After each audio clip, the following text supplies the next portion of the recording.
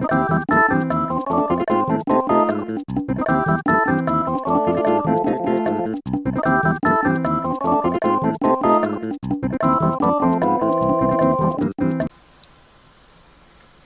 Stanley Parable. Yeah, that's it's like not obviously up there. This is the old one from 2010, 2011.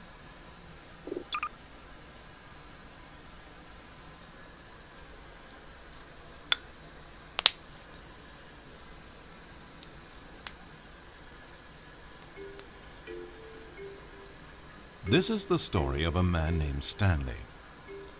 Stanley worked for a company in a big building where he was employee number 427. One moment.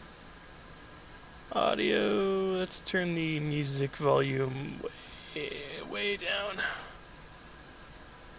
Because there's 9 Inch Nails in here and I don't want to get sued for 9 Inch Nails. Employee number 427's job was simple. He sat at his desk in room 427 and he pushed buttons on a keyboard. Orders came to him through a monitor next to his desk, telling him what buttons to push, how long to push them, and in what order. This is what employee 427 did every day of every month of every year. And although others might have considered it soul-rending, Stanley relished every moment that the orders came in, as though he had been made exactly for this job. And Stanley was happy.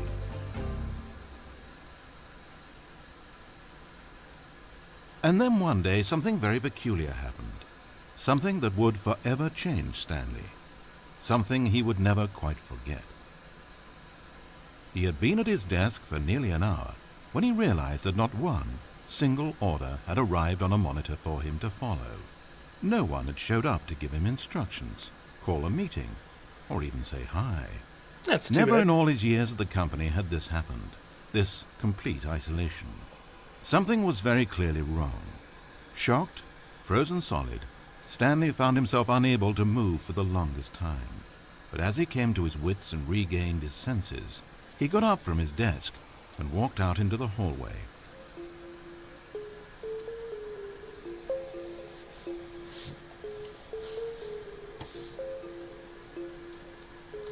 Gosh, sensitivity. Let's fix this. What's going on here? Huh?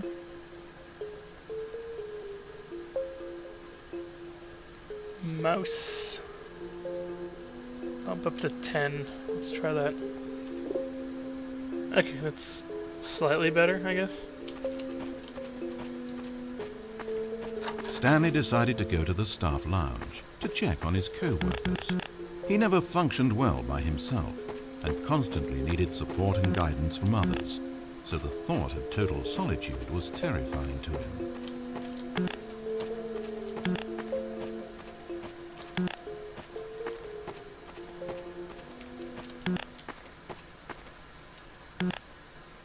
I want to go in there. Let's go in there. I mean, we don't need to go in there, I suppose. When Stanley came to a set of 2 open doors, he entered the door on his left. I'm going to go to the right. This was not the correct way to the employee lounge, and Stanley knew it perfectly well. So he turned left at the first open door and walked back in the right direction. Let's keep going this way. Stanley was so bad at following directions, it's incredible he wasn't fired years ago. Maybe this is why everyone had left. No one wanted to be around someone as bad at listening as him. And since he was walking into the middle of nowhere and thus ruining the entire story, Stanley decided that he would punish himself. So when he came to the elevator and the doors opened, he stepped inside and pushed the button to go up. I don't want to. I don't want to punish myself. Can I go back?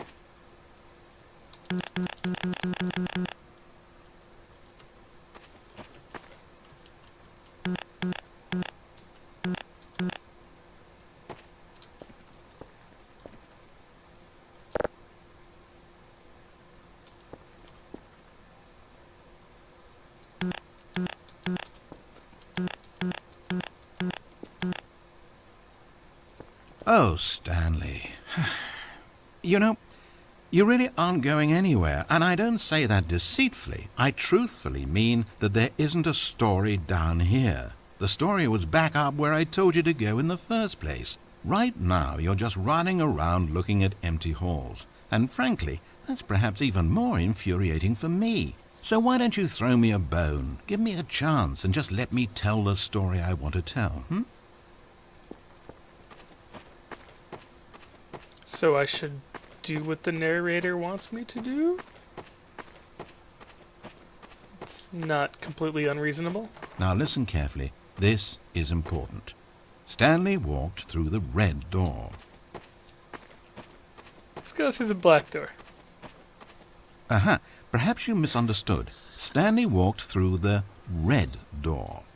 I'm colorblind. It's an illness. I'm not actually colorblind. I still don't think we're communicating properly. Stanley walked through the red door. What? If you're only gonna give me one door to walk through, then I might as well go through that one. Oh, no. All right, fine, go ahead, Stanley. You want to know so badly what's out there? You want to find out what lies at the end of this road you've chosen? Well, don't let me stop you.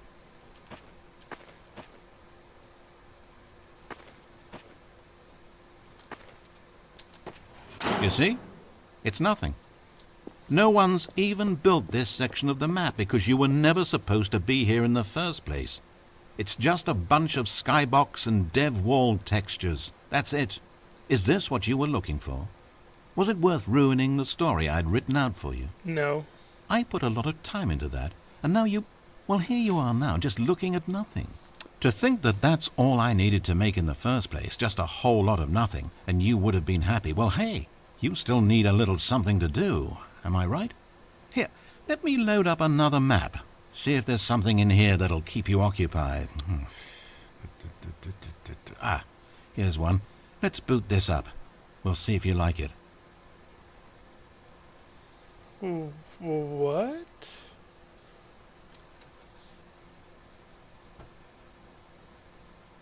Is this Half-Life 2? What's with the... I don't like this. Well, Stanley, is this any better? I don't know why it would be. This map wasn't even made for you. At least I created a world specifically with you in mind. I wanted to make you a leading man.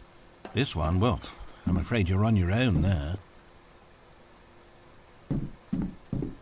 Did I just ruin the game?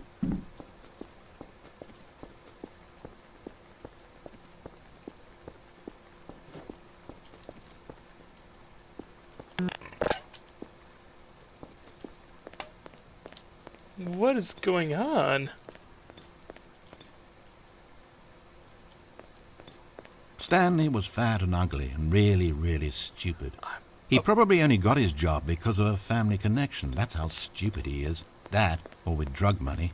Also, Stanley is addicted to drugs and hookers. I feel really, really bad all of a sudden.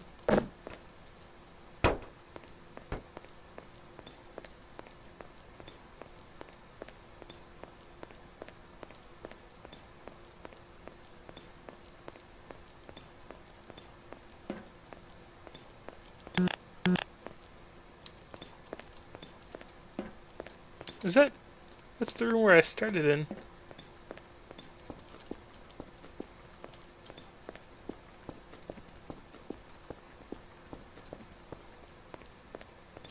Hold up, Westport. I spent so long talking about you. Why don't we just take a break from that and talk about something else for a change? Let's see. Well, according to Wikipedia, more than 90% of the night sharks caught off northeastern Brazil contain mercury concentrations higher than that considered safe by the local government. Now, this is fascinating. Don't you want to know more about the night sharks? Oh, no, of course not.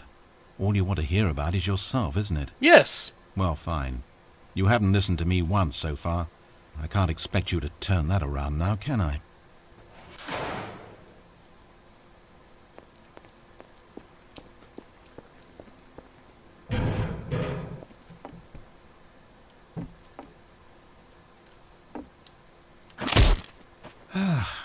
Is this the end of the line?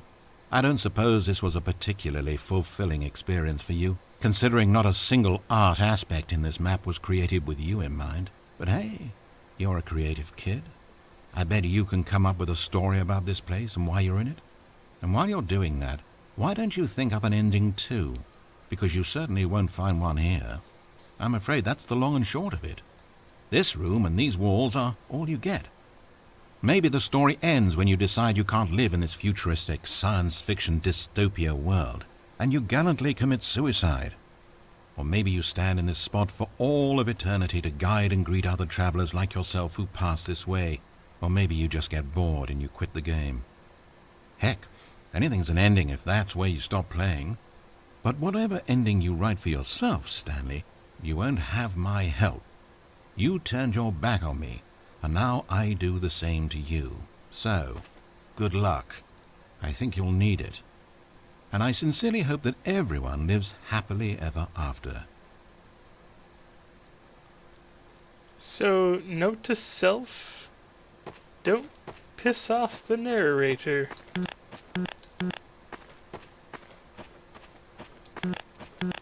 Wait. Hold on. What are you doing?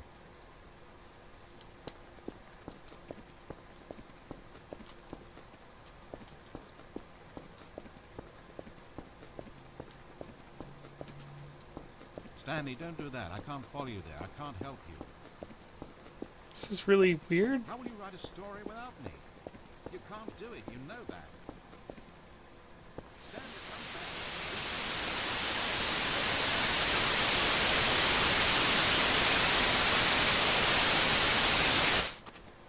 back. Oh my god.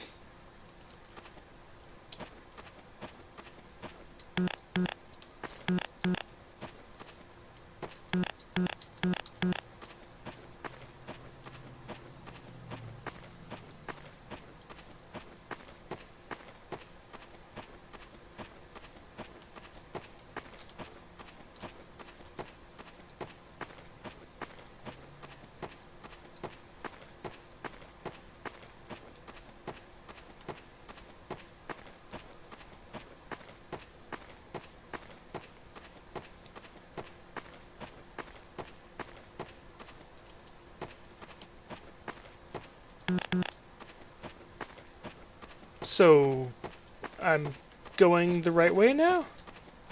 Maybe?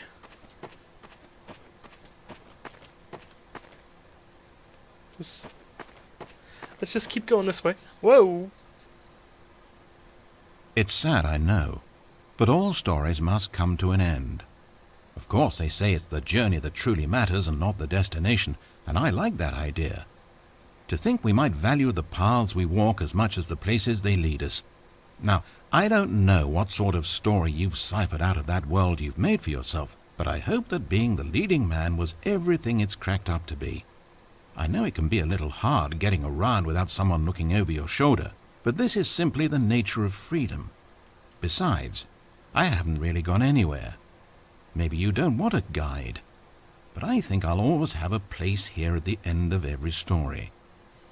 I'll step in and wrap things up with a nice piece of dialogue and a reflection on life that makes sense of whatever path you've chosen to walk. And for now, I'm happy to be the destination instead of the journey. But only for now. So, I lost the game.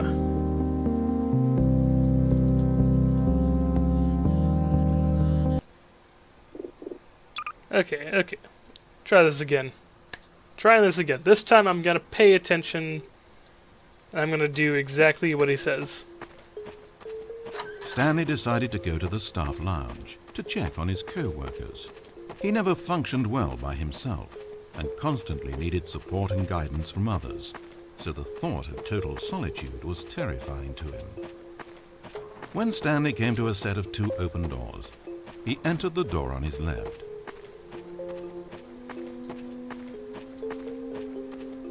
Okay, so I'm just going to the left. As Stanley entered the lounge, he was horrified to find not a single person here. He decided he would walk up to see his boss. hoping that he would find